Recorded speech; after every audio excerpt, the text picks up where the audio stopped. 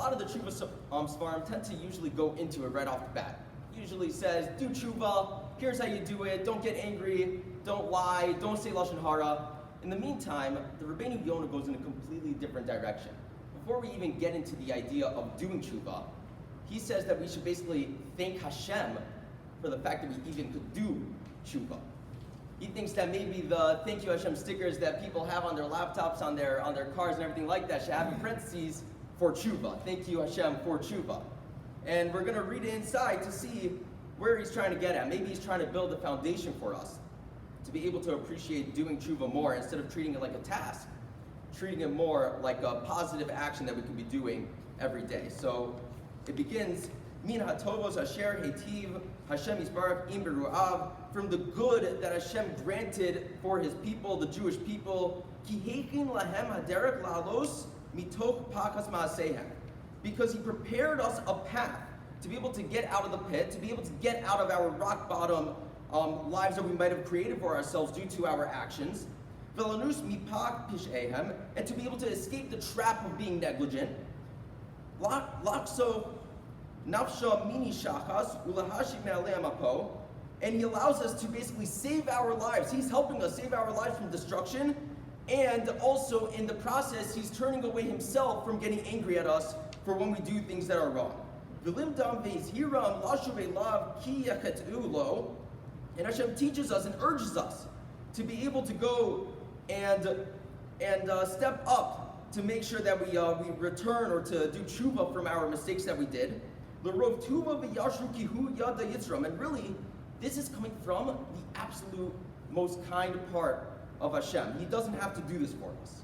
Schneider, as it says, Tov Yashar Hashem al kain yorek hatayim b'derech, that Hashem is good and upright, and he allows those who are sinning, even though I'm not the biggest fan of the word sinning. My Rebbe, Rabbi Ephraim Goldberg, likes to use the word mistakes. That's people are making mistakes, and he helps those people who make mistakes to go onto the right path.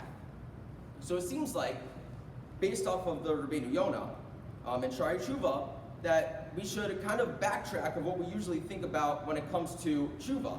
Usually we kind of think about it as a given. It's part of our life. This is, of course, something that we have.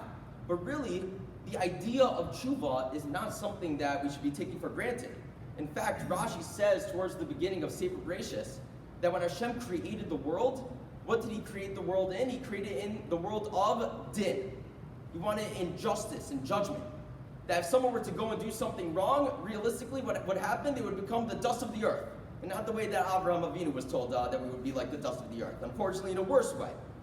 But we are given the opportunity of rachamim. Hashem changed the world from din to rachamim when he realized, from compassion, when he realized that we were not capable necessarily of just being able to be perfect all the time.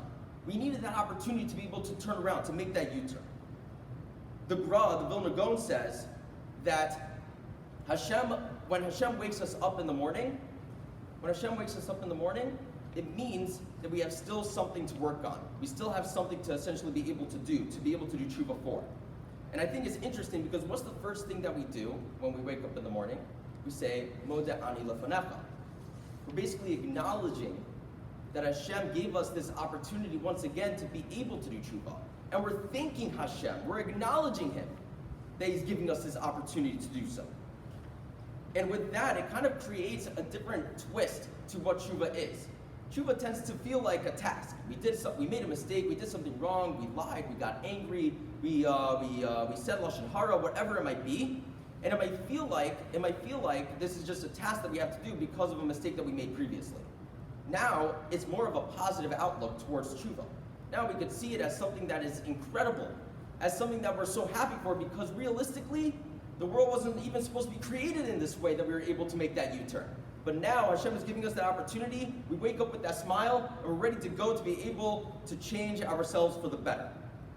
So we continue in the Shari Tshuva, being Hebrew livshoa velimro to beged bogdin begado, that people could get very negligent. People could start to get very rebellious and do really, really bad things. And lo sagar ba'adam dalte tshuva. And still, Hashem does not close the door for them to do tshuva. Even if you hit rock bottom, you're still able to go and do tshuva. Shneamar, Shuvu le'asher ha'miku Sarah. Because it says that Hashem returns us and He helps those who stray from the path to be able to go back onto the path. V'ne'amar Shuvu banim shovim erpa meshuvoseka. That's the pasuk in Yirmiyahu that says that He returns the rebellious sons and he gets them back also, the rebellious sons, onto the right path. Again, reiterating this point that realistically, these people who are hitting rock bottom should get the ultimate punishment, the worst of the worst. And yet Hashem still gives them the opportunity to do tshuva. I think Rabbi Klinger was actually touching on a point yesterday in Hilchos Tshuva from the Rambam that what are we supposed to be doing when it comes to tshuva? We should continually be working on tshuva, because the more and more you work on tshuva, it kind of becomes a habit. It becomes part of our system.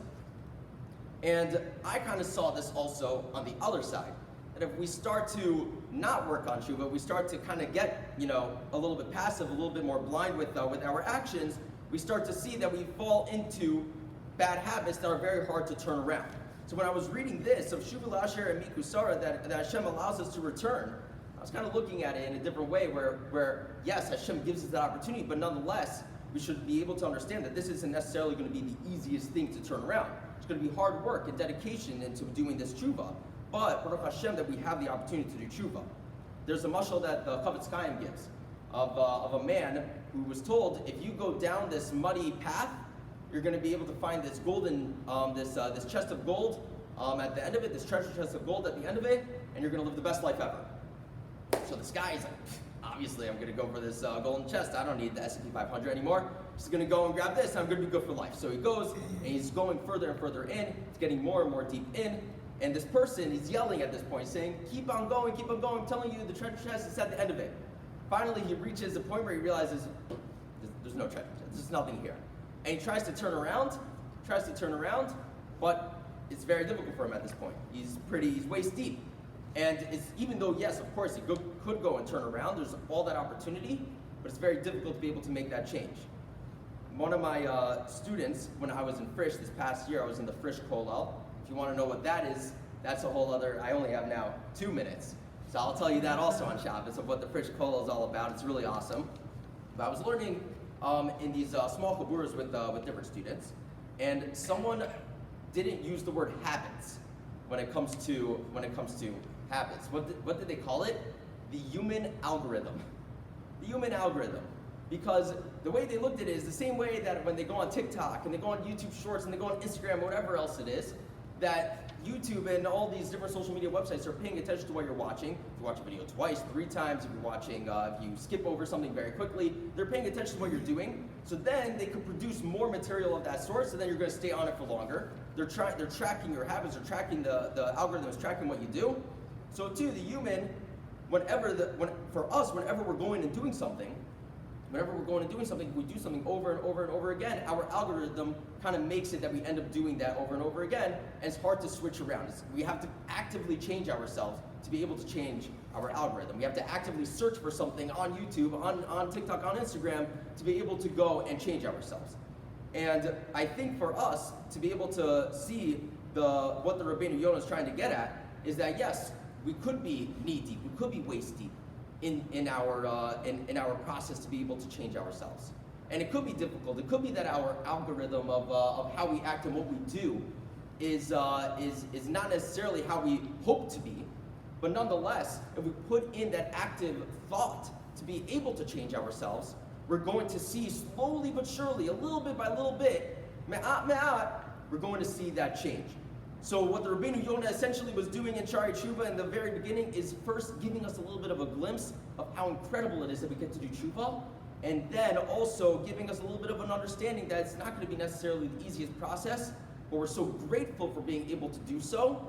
And Emerus Hashem, next week when we're talking about when we're talking Shari Tshuva once again, we're going to see different psukim that come up that talk about how Hashem installed Tshuva into our system within the psukim. And then on top of that, be able to see that even when we are not necessarily able to even do it ourselves, we're not just waist deep or shoulders deep in the mud. Hashem is still going to be there as long as we put in the effort, as long as we put in the actions necessary to pull us out, even when it seems like it's physically impossible to be able to do so. Thank you so much.